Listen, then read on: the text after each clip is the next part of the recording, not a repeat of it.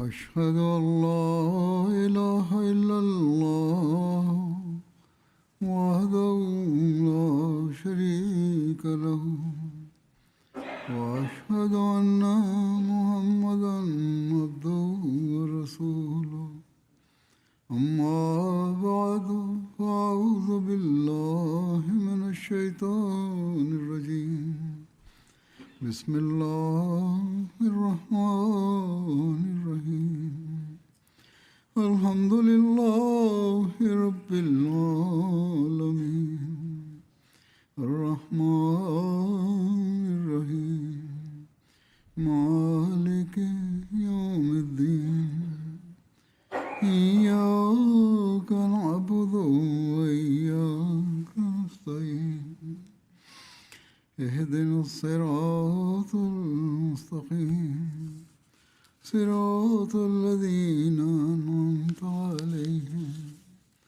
غير المغضوب عليهم ولا الضالين. Sana anasema katika hutuba iliyopita nilikuwa nimeeleza matukio ya Masihi Maud alaihissalam kuhusu unyenyekevu na upole wake na nasaha zake. Leo pia nitaeleza matukio machache mengine na nasaha zake.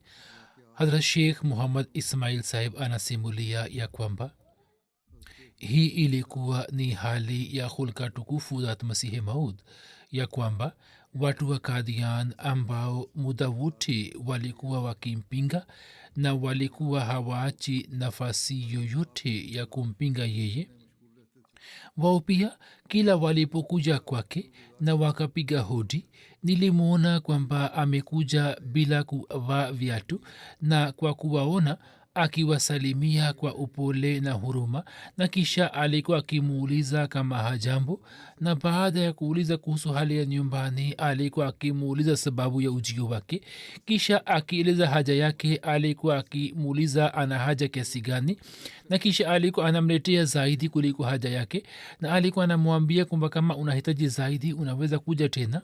Hata kwa maadui pia alikuwa akiwatendea kwa wema sana, na daima alikuwa akiwatendea kwa unyenyekevu. Hazrat Bashir Ahmad sahib anasema kwamba yeye alisikia riwaya hii kutoka kwa Munshi Zafar Ahmad sahib, na Maulvi Sher Ali sahib alikuwa amemwambia Munshi Zafar sahib kwamba Mira Bakhsh ambaye hakuwa na akili timamu, safari moja Hatmasihi Maud alipokuwa anatoka kutoka msikiti mkubwa alimwita Hatmasihi Maud kwa kutaja jina lake. Hakuwa na akili timamu, alisema kwamba we Ghulam Ahmad. Hatmasihi Maud alisimama na alisema naam. Hakukasirika hata kidogo kwamba kwa nini umetamka hivi. Mtu huyo alisema kwamba kwanza nisalimie. Alikuwa anajizani kuwa afisa katika wazo lake. Hata Masihi Maud alisema assalamu alaikum, kisha alisema kwamba lipa kodi yako, wakulima wanalipa kodi serikalini. Hata Masihi Maud alitoa hela kutoka mfuko wake na akampatia senti 4 au senti 8. Yeye alifurahi sana na akaondoka na akaanza kuimba shairi ya kumsifu huzur. Hakuwahi kukasirika juu ya maneno ya mtu huyo mgonjwa wa akili, na daima alikuwa anasimama kwa ajili yake.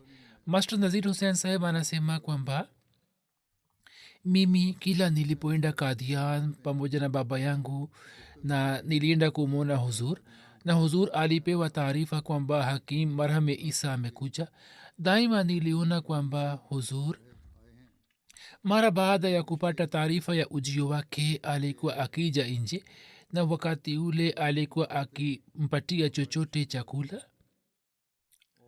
na saa nyingine ilikuwa inatokea kwamba alikuwa anakwenda mwenyewe ndani na kuleta chakula.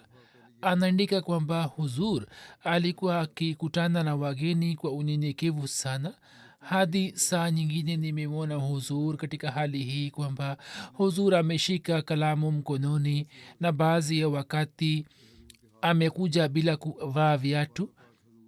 alikuwa akikaa ndani, mtu amepiga hodi hivyo amekuja nje katika hali ile ile. Huzur akija miskitini na mgeni akaja, huzur alikuwa anamsalimia kwa kusimama, na huzur akiongea na mtu mwingine akaja na akikaa kwa huzur na kumsalimia. Huzur alikuwa akielekea kwake na kumuuliza hali yake. Ilmuradi huzur alikuwa akiwapokea wageni wake kwa unyenyekevu wa hali ya juu. Hat mufti muhammad sadik saheb anasema kwamba mimi nakumbuka safari moja nilikuja Kadian kutoka Lahore. Aghalabu ni jambo la miaka 97 98. Huzur alinikalisha kwenye msikiti Mubarak. Wakati ule ulikuwa msikiti mdogo. Alisema kwamba kaa hapa na kuletea chakula. Akisema hayo akaenda ndani. Nilikuwa na fikira kwamba labda atatuma chakula kwa kumpatia mtumishi fulani, lakini baada ya dakika chache dirisha likafunguka na nikaona Hatmasihi Maud akishika sinia ya chakula. Ameleta chakula na ameleta. Kwa kuniona alisema kwamba wewe ule chakula, mimi nakuletea maji. Anasema kwamba kwa kuona hali hiyo nikashikwa na hisia na machozi yakatoka, kwamba yeye ni kiongozi wetu lakini anatuhudumia kiasi hiki. Sisi tunapaswa kuhudumiana na kutumikiana kwa kiasi gani? Katika riwaya nyingine kuhusu unyenyekevu wake ambayo amesimulia Hat Mirza Bashir Ahmad Saheb, riwaya hii ni kuhusu mama moja mzee Maiboli Jiwa. Anasema safari moja huzur alikuja kijijini. Mimi nilikaanga ngano mpya na nikaenda na kumpatia huzur. Huzur aligawa kwa wenzake waliokuwa pamoja naye, na huzur alipokuwa anakuja kufanya matembezi alikuwa kiswali sala ya ishra kwenye msikiti wetu, msikiti wa matofali mabichi. Sisi tuliko tukimpatia chapati na mchicha, yani mboga. Huzur alikuwa akila kwa furaha sana na alikuwa hakirihiki wala kukasirika. Hat Munshi Zafar Ahmad Saheb Kapur Thalwi anasimulia kisa kingine.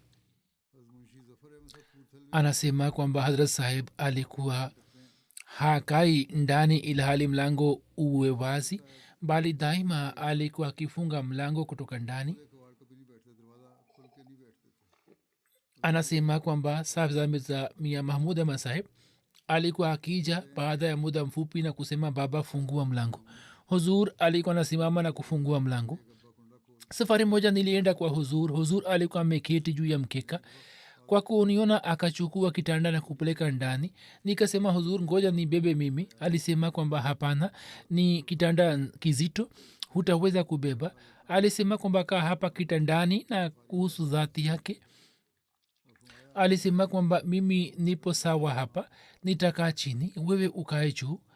Anasema mwanzo nilikataa, kisha huzur alisema kwamba wewe ukae hapa bila wasiwasi. Nilikaa, nilikuwa na kiu, nikaona mitungi ya maji, lakini sikukuta chombo chochote cha kunywea maji.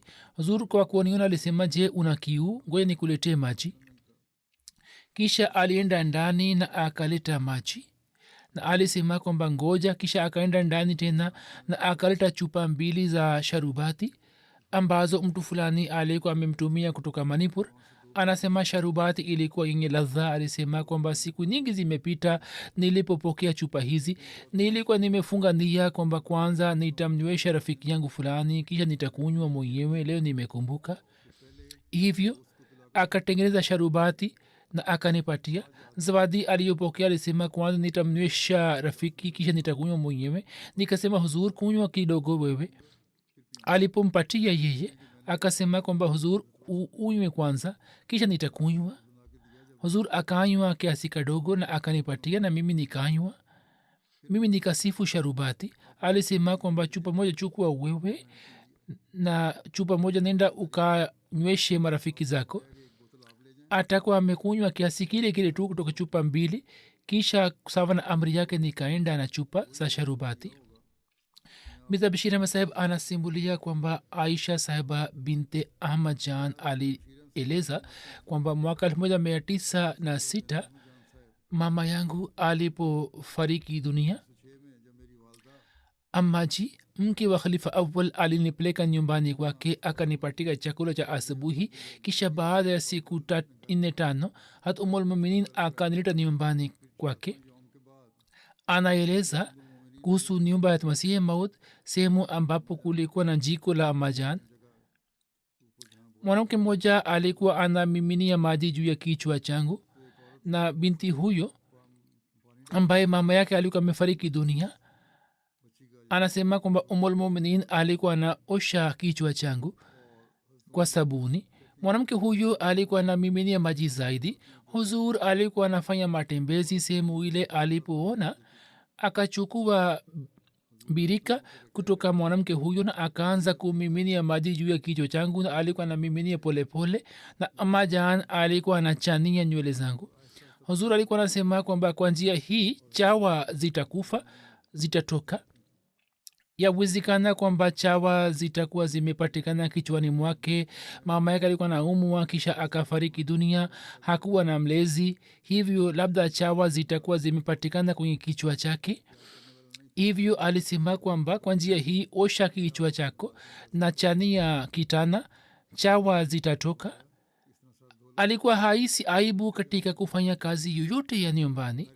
Mufti Muhammad Sadiq saheb anasema kwamba safari moja nilikuwa natafuta maji ili kufanya vuzu, na nilienda katika njia ile ambayo inakwenda katika nyumba za masihi maud ili nimpatie mtumishi fulani birika na niagize maji.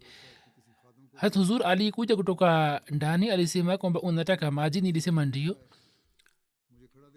Huzur alichukua birika kutoka kwangu na alisema kwamba ngoja nakuletea maji, na kisha akaleta maji kutoka ndani na akanipatia. Mirza Bashir Ahmad sahib anasimulia kwamba Murad Khatun sahiba, mke wa Dr. Khalifa Rashiduddin sahib, yeye alieleza kwamba safari moja hatumulmuminin na wote walikula maembe kwa pamoja. Ilikuwa msimu wa maembe, na kwa sababu ya kula maembe yalipatikana malundo ya kokwa katika ua. Wanawake wengi walikwepo nyumbani. Inzi wakaanza kupatikana na kuruka juu ya kokwa za maembe. Wakati ule nilikuwa nimeketi huko, na walikwepo watumishi wa nyumbani vile vile. Hatmasihi maud alikuja, na alipoona hali hii yeye akachukua dawa kwenye birika na akaanza kumwaga juu ya kokwa za maembe ili usafi upatikane, inzi waotoke na kokwa zisinuke. Kwa matendo yake aliwaonyesha wote kwamba wanapaswa kuzingatia usafi. Tunaona unyenyekevu wake, na pia tunaona namna alivyokuwa anazingatia usuli za kutunza siha. Katika ujumbe uliokuwa na baadhi ya watu wenye heshima akiwemo Dr. Ilama Iqbal, Nasar Shahabuddin na kadhalik, walikuja kumwona Masihi Maud. Na akieleza hali ya kikao hiki, Babu Ghulam Muhammad sahib anasimulia kwamba wakati wa usiku baada ya kula chakula, vitanda vilipogawanywa, mimi nilichukua kitanda madhubuti na imara, lakini Chaudhry Shahabuddin sahib ambaye baadaye aliitwa Sar Shahabuddin sahib, yeye akachukua kitanda changu. Huzur alikuja akawauliza wageni wote kama wana shida yoyote. Kila mmoja alisema kwamba huzur, hatuna shida yoyote. Lakini alipofika kwangu, nilikuwa nimesimama nikiwa na wasiwasi, kwani Chaudhry Shahabuddin alikuwa amechukua kitanda changu. Nilisema kwamba huzur, Chaudhry Shahabuddin amechukua kitanda changu na mimi nashangaa kwamba nitalala wapi. Alisema kwamba subiri na kuletea kitanda. Anasema kwamba huzur alienda ndani, muda mrefu ulipita na kitanda hakuja. Mimi nilipochungulia ndani ya nyumba ya huzur, niliona kwamba mtu mmoja anatengeneza kitanda haraka haraka, na huzur amekaa karibu yake, ameshika mshumaa na anamsaidia. Kwa kuona hali hii ya huzur, nilihisi majuto. mlango ulikuwa wazi. Nilisema kwamba huzur, nipatie mshumaa, taa hii unipatie mimi. Huzur alisema kwamba hapana, sasa kitanda hii kiko tayari. Kwa kuona hulka hizi nilipata athari sana hadi machozi yakatoka. Wakati yule nilikuwa naona uso wa huzur na kusema moyoni kwamba uso huu si uso wa mtu mwongo. Kuna ushahidi wa mtumishi wake Mirza Ismail Beg marhimu kwamba huzur sawa na amri ya baba yake kabla ya madai, alipokuwa anaenda kufuatilia kesi, alikuwa anachukua farasi moja kama kipando, na mimi pia nilikuwa naenda pamoja naye. Alikuwa anaenda kwa miguu na alikuwa ananikalisha juu ya farasi.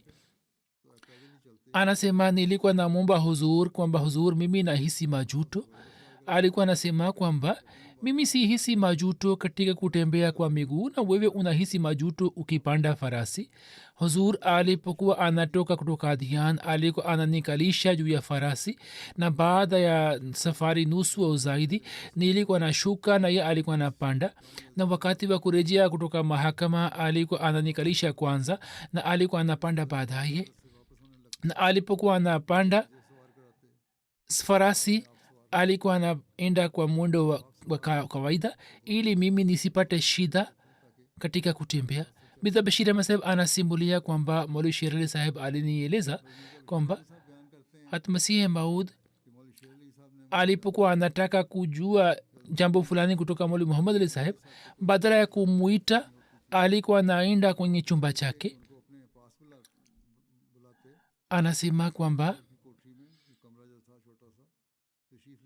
mimi nawaambieni, nasema kwamba katika maisha ya Masihi Maud Maulvi Muhammad Saheb alikuwa anaishi katika sehemu moja ya nyumba yake. Masihi Maud alikuwa amempatia Maulvi Muhammad Saheb chumba kimoja kutoka nyumba yake na ofisi yake, na ilikuwa kwenye chumba kile kile, chumba ambacho kinapatikana upande wa mashariki ya msikiti wa Mubarak. Masihi Maud alikuwa anakuja kwake mwenyewe, lakini ni masikitiko kwamba Maulvi Saheb hakuchukua somo lolote, hakupata somo lolote kutoka unyenyekevu wa huzur, na ukubwa ukamletea madhara. Mhariri Al-Hakam kuhusu maisha ya kawaida ya Masihi Maud anaandika kwamba anatoka kwa ajili ya matembezi na haoni kwamba nani amekwenda mbele na nani yupo nyuma. Wakati ule maswahaba wanapata fikira kwamba vumbi inaruka na huzur ni nyuma yetu. Barabara zilikuwa mbovu, lakini huzur alikuwa hapati wazo lolote la aina hii. Mara nyingi ilikuwa inatokea kwamba watu walikuwa wanakuja kutoka nyuma na miguu ilikuwa inagongana au fimbo imedondoka chini, lakini mtu atakuwa hakuwahi kusikia au kuona kwamba huzur awe amekasirika au awe amesema kwamba je, hamoni kwamba fimbo yangu imedondoka. Katika misikiti mara nyingi ilitokea kwamba ameketi kwa maswahaba na mgeni amekuja na ameenda kumsalimia Maulvi Abdul Karim Saheb au Khalifa Masihi al-Awwal, na akafahamu kwamba hawa ndio au moja wao ni Masihi Maud, yani kati ya hawa na watu hawa. Kisha walikuwa wanawaambia kwamba huyu ndiye huzur Masihi Maud. Ilmuradi Masihi Maud alishika mifano mizuri na bora wa Mtume mtukufu sallallahu alaihi wasallam, na alionyesha kwa wengine. Kuna riwaya moja ya Daktari Bisharat Ahmad Saheb, mke wa Nawab Muhammad Ali Khan Saheb wa Malikutla, alifariki dunia. Huzur alienda kushiriki katika mazishi, alisalisha sala ya jeneza. Kaburi lilikuwa bado halikutengenezwa. Nilikuwa katika mazishi, watu walianza kushughulikia kuchimba kaburi. Mimi pia nilielekea huko. Baada ya muda niliona kwamba huzur hayupo kule. Nilipoona hapa na pale, nilimwona akiketi kwenye bustani nilienda kutandika shuka nyeupe chini ya mti na nilimwomba huzur kwamba hapa ni jua kali, uende huko kwenye kivuli cha mti. Huzur alisema kwamba sawa, hiyo ni sawa. Yeye aliketi juu ya shuka ile, mimi niliketi karibu yake. Anasema kwamba baada ya muda watu walipoona kwamba huzur ameketi chini ya mti walianza kuja kwake. Sasa kila alikuwa anakuja huzur alikuwa anamwambia kwamba njoo ukae hapa, na mwenyewe alikuwa anasogea nyuma na alikuwa anawakalisha wao. watu waliendelea kuja na huzur aliendelea kusogea nyuma hadi muda si muda niliona kwamba huzur alikuwa ameketi juu ya vumbi na wafuasi wake wote wameketi juu ya shuka. waliokuja hawakuona manzari hii kwamba kuna nini kinachoendelea kutokea, kwamba huzur amesogea nyuma hadi ameenda kukaa juu ya vumbi na sisi tumeketi juu ya shuka. Lakini nilikuwa naona na katika moyo wangu nilikuwa nasikitika, lakini imani yangu pia ilikuwa inazidi kwamba mwenyezi mungu amemjalia daraja tukufu, lakini ana unyenyekevu kiasi gani kwenye nafsi yake. siku ambapo mjadala ulikuwa unaendelea pamoja na abdullah atam saheb, munshi zafar saheb anasimulia tukio moja. Anasema tulikuwa tumekaa kwenye nyumba ya karim baksh. karnel altaf ali khan alikuwa pamoja nasi. alisema kwamba nataka kumwona huzur katika faraga. karnel saheb alikuwa amevaa suti na hakuwa na ndivu. nilisema uende ndani, sisi hatutamruhusu mtu kuingia ndani. karnal saheb alienda ndani na alikutana na huzur kwa nusu saa.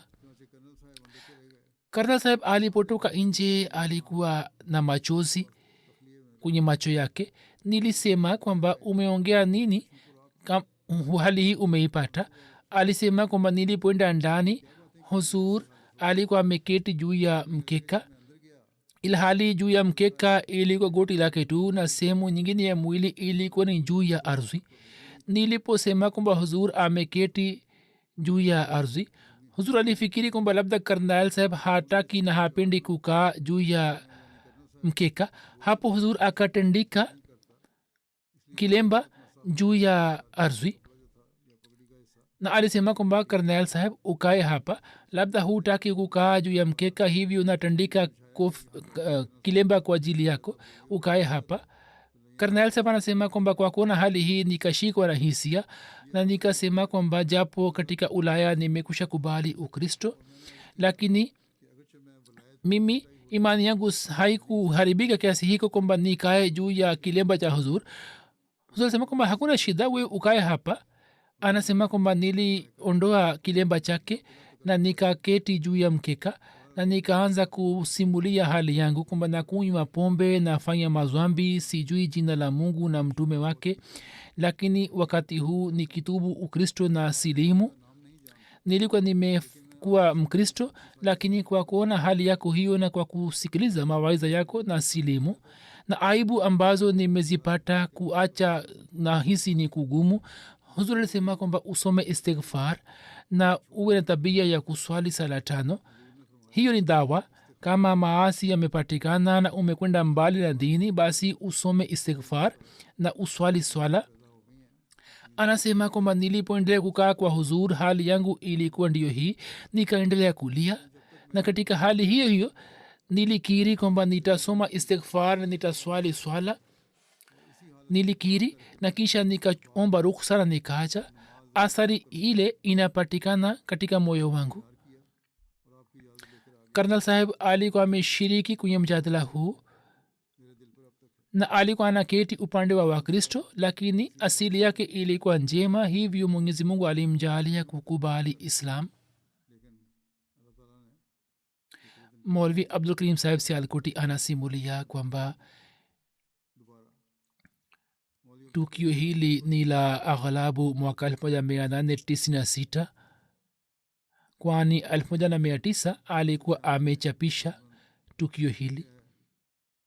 anaeleza jambo la miaka 4 iliyopita.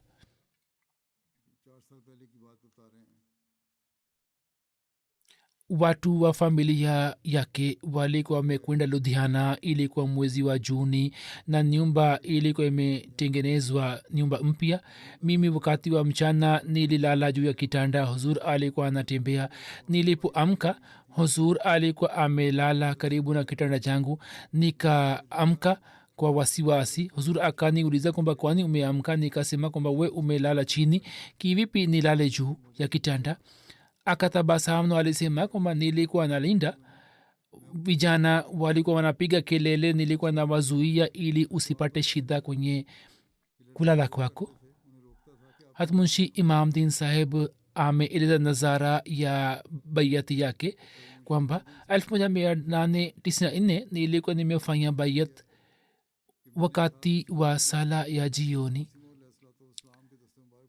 ndugu munshi abdulaziz saheb na ndugu jamaluddin saheb sikhwani walikuwa pamoja nami. baada ya kuswali swala, munshi saheb aliashiria kwangu na alimwomba huzur kwamba huzur upokee bayati yake. huzur alisema kwamba uje ndani. nilipoenda kwenye baitulfikr, huzur aliketi kwenye kitanda upande wa kamba yake na aliniambia kwamba nikae upande wa pili. mimi nilihisi kiherehere, kisha sawa na amri ya huzur niliketi. kisha huzur alipokea bayati yangu. kwa kuona hulka hii ya huzur nilishikwa na mshangao kwamba viongozi wa dunia ambao watu wafuasi wao hawezi kukaa karibu yao, lakini huyu ni masihi maud wa mungu ambaye anamkalisha mtumishi wake kwenye kitanda na mwenyewe anakaa sehemu upande wa pili.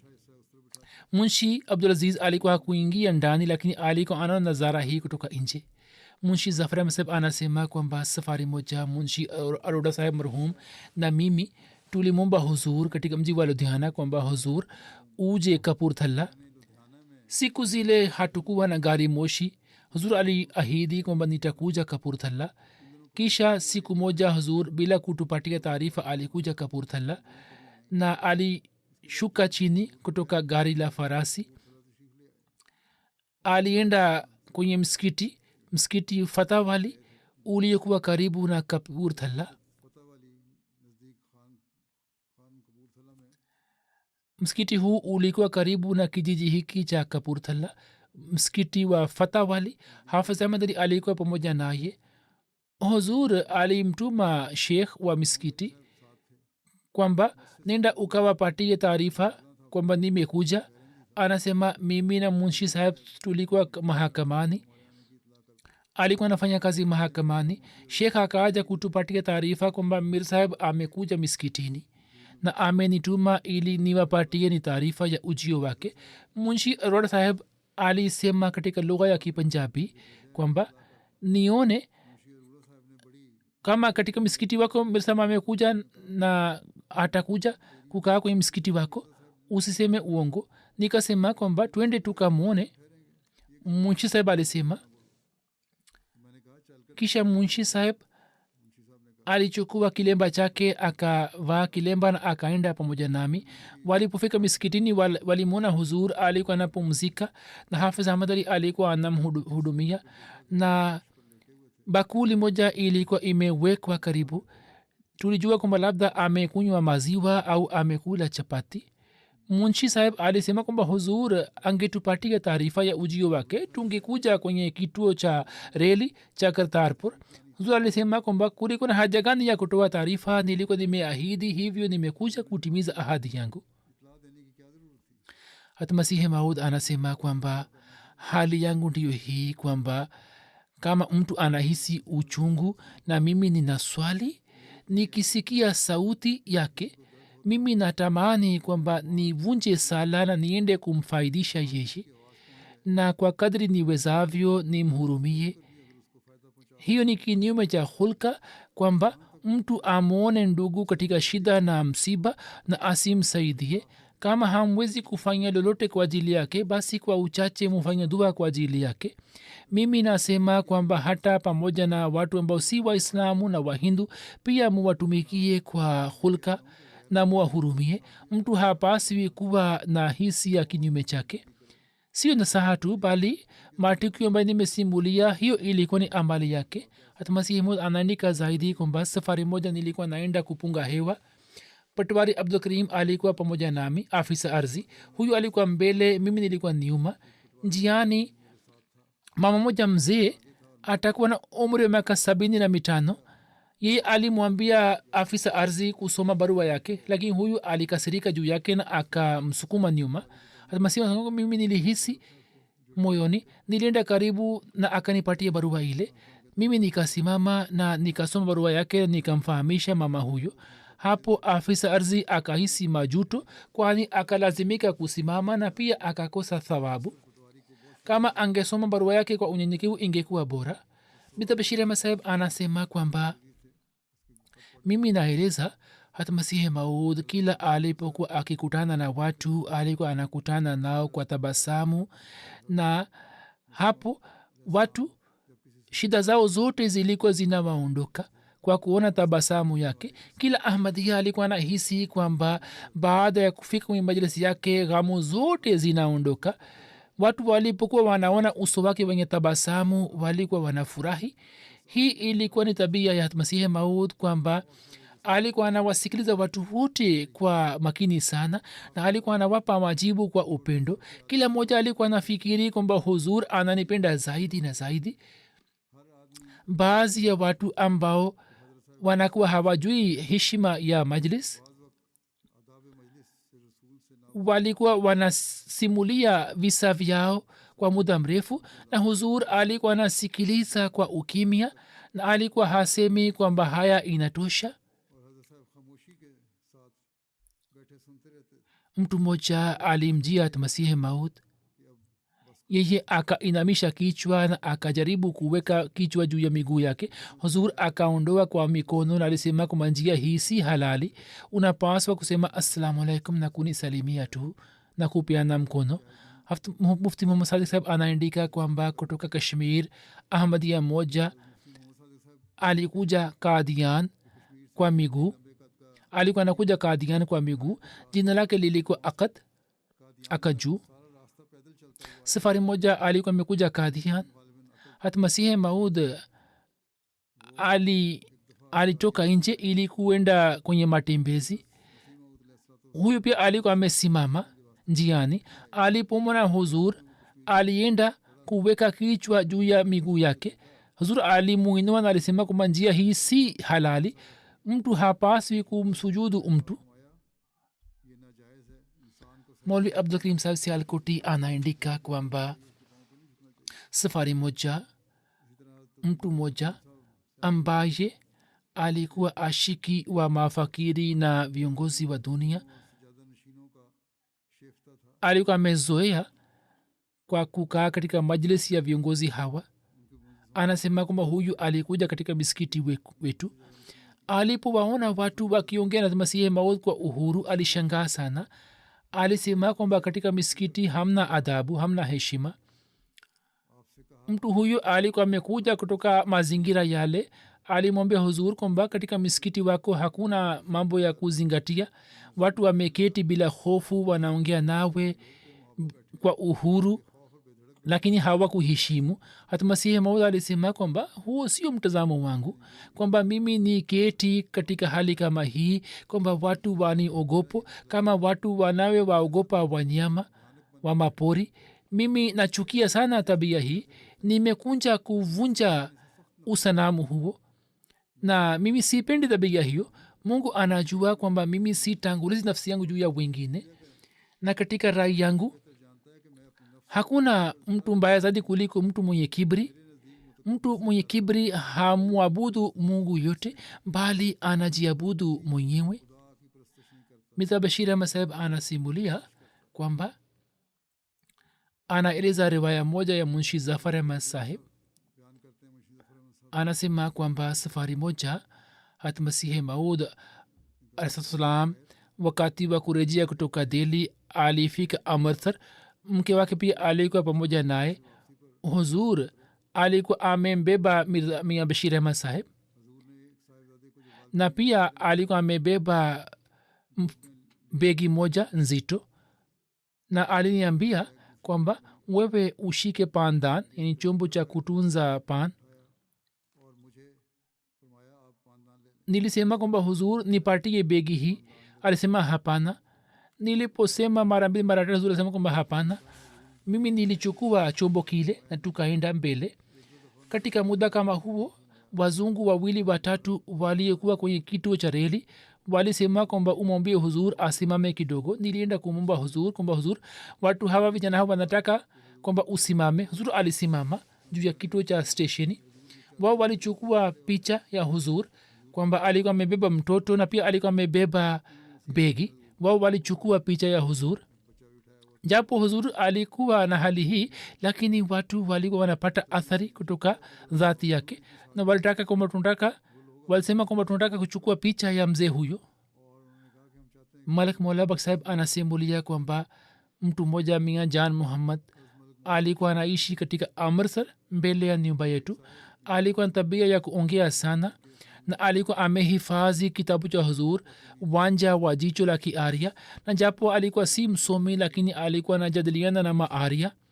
Alikuwa amepata marazi ya sonona, hali ya ujanuni. Mtu akikutana naye, yeye alikuwa anamsimulia mambo ya marazi yake. Watu walikuwa wakichoka kwa kusikia na walianza kuepukana naye. Mtu fulani alisema kwamba nenda Kadian na upate matibabu kutoka Hakim Nuruddin. Yeye alisema kwamba huyu ni mtu mkubwa, atawezaje kusikiliza masimulizi yangu? Mtu huyu alisema kwamba hapana, huyu ni mtu mwenye hulka, lazima atakusikiliza. Hivyo mtu huyu akaja Kadian. Kwa bahati aliposhuka chini kutoka gari la farasi, wakati ule huzur pamoja na watumishi wake khudam alikuwa anarejea kutoka matembezi. Mtu mwenye gari la farasi alisema kwamba huyu ni Mirza Saheb.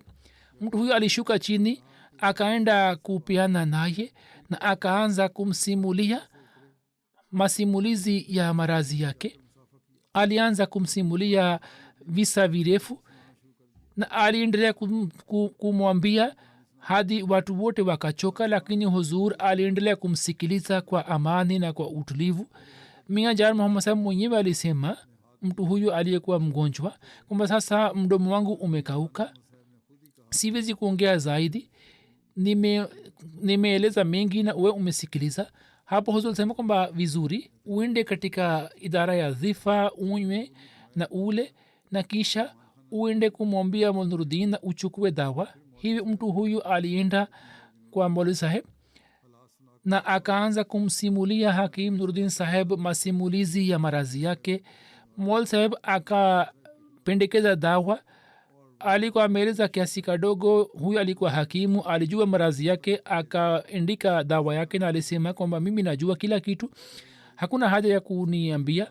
Huyu alichukua dawa, lakini akasema kwamba watu walikuwa wanasema kwamba Nuruddin ni mtu mwenye hulka njema, lakini hulka tukufu za Mir Saheb ni kubwa zaidi, na asari aliyoipata ni hii kwamba alifanya bayati.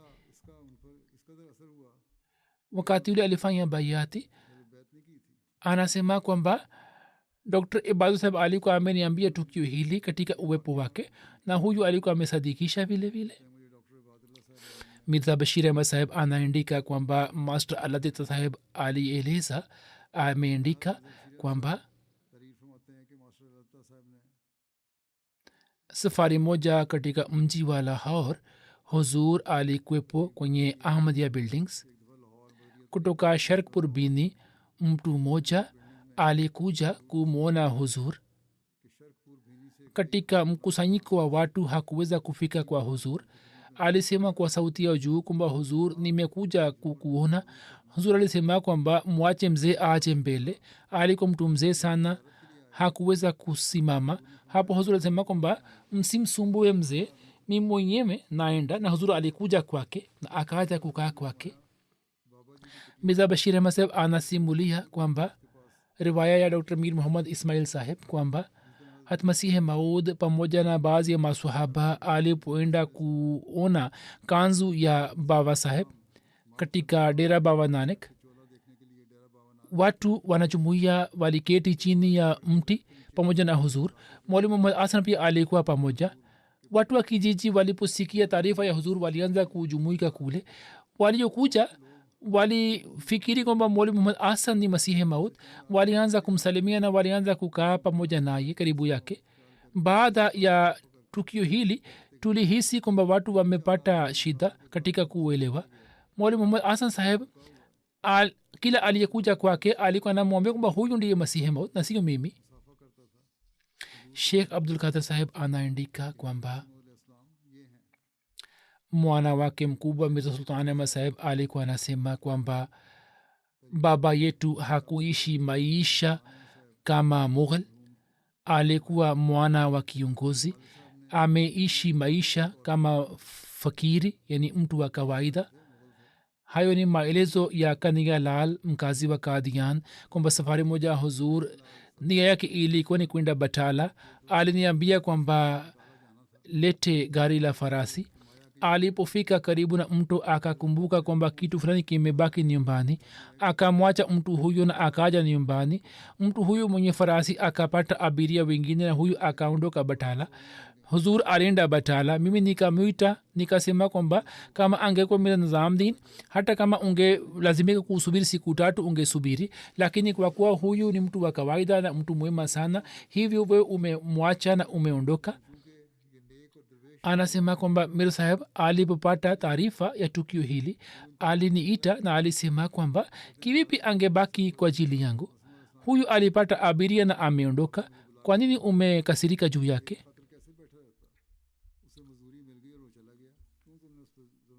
Sayyidina Ahmad alayhi salam akitusihi anasema kwamba yampasa kwa kila mtu kujitahidi kuamka katika tahajudi na achanganye kunut katika sala 5. tubuni kuhusu mambo yote yenye kumkasirisha Mwenyezi Mungu. kutubu maana yake ndiyo hii kwamba kwa kuacha maasi na mambo yote yanayoweza kumkasirisha Mungu, mujiletee mabadiliko ya kweli na musonge mbele na mushike ucha Mungu, mushike hulka tukufu. humo pia kuna rehema ya Mungu. lainishe tabia zenu, msipate ghadhabu, bali unyenyekevu na upole uje kushika nafasi yake, pamoja na kurekebisha hulka kwa kadri muwezavyo. pia mushike tabia ya kutoa sadaka. hizi nasaha alizofanya kwa jamaat. kisha anasema kwamba kwa wacha Mungu hili ni sharti ya kwamba wao waishi maisha ya kawaida katika umaskini. hili ni tawi moja la uchamungu.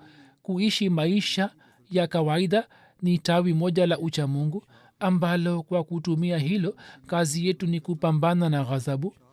kwa watu wakubwa na wakweli, hatua gumu na ya mwisho ni kuepukana na ghadhabu. kibri na majivuno yanatokana na ghadhabu, na ghadhabu inakuwa ni natija ya kibri na majivuno, kwani ghadhabu inapatikana pale ambapo mtu anaitanguliza nafsi yake juu ya wengine. mimi sipendi kwamba watu wa jamaati yangu wajifanye kuwa wakubwa kuliko wengine au wawaone wengine kwa kuwa dharau. Mungu anajua ni nani aliye mkubwa na mdogo. hiyo ni aina moja ya zihaka, na mtu mwenye tabia hiyo nina hofu kwamba tabia hii izidi misili ya mbegu na kisha iwe sababu ya maangamio yake. baadhi ya watu wanapokutana na watu wakubwa wanakutana nao kwa heshima, lakini mkubwa ni yule ambaye amsikilize maskini kwa unyenyekevu na amtie moyo, athamini jambo lake na asitamke kauli yenye kumuuzi. Mungu anasema kwamba wala tanabazu bil alqab besal ismul fusuq بعد الإيمان ومن لم يتب فأولئك هم الظالمون. wala msiitane kwa majina mabaya. ni jambo baya sana kujichumia sifa mbaya baada ya imani, na wale wasiotubu hao ndio wazalimu. hatmasihe maud akieleza ufafanuzi wake anasema kwamba msiitane kwa majina mabaya. hicho ni kitendo cha mafasiki na mafajir. mtu anayemzihaki mwingine hatakufa mpaka apate hali ile ile. msiwachukulie ndugu zenu kuwa viumbe zalili. wakati mnakunywa kutoka chemche moja, nani ajuae kwamba nani atakunywa zaidi? mtu hawezi kupata heshima kwa usuli za dunia. kwa mungu mkubwa ni yule aliye mcha mungu. inna akramakum indallahi atkakum innallaha alimun khabir. hakika aheshimiwayi sana miongoni mwenu mbele ya allah ni yule amchaye zaidi katika nini. kwa yakini allah ni mjuzi mwenye habari. mwenyezi mungu atujalie tuweze kushika sifa hii ya unyenyekevu kwa kweli, na baada ya kuja katika bayat masihi maut tuweze kufuata mafundisho sahihi ya islam na tuweze kutimiza haki yake.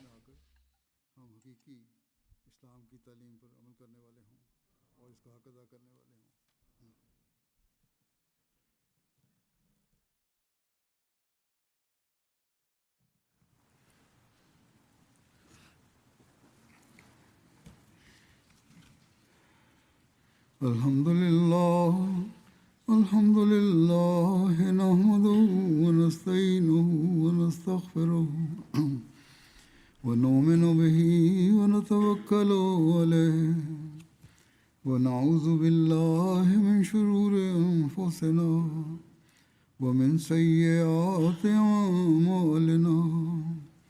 man yahdihillahu fala mudilla lahu ومن يضلل فلا هادي له ونشهد أن لا إله إلا الله ونشهد أن محمدا عبده ورسوله.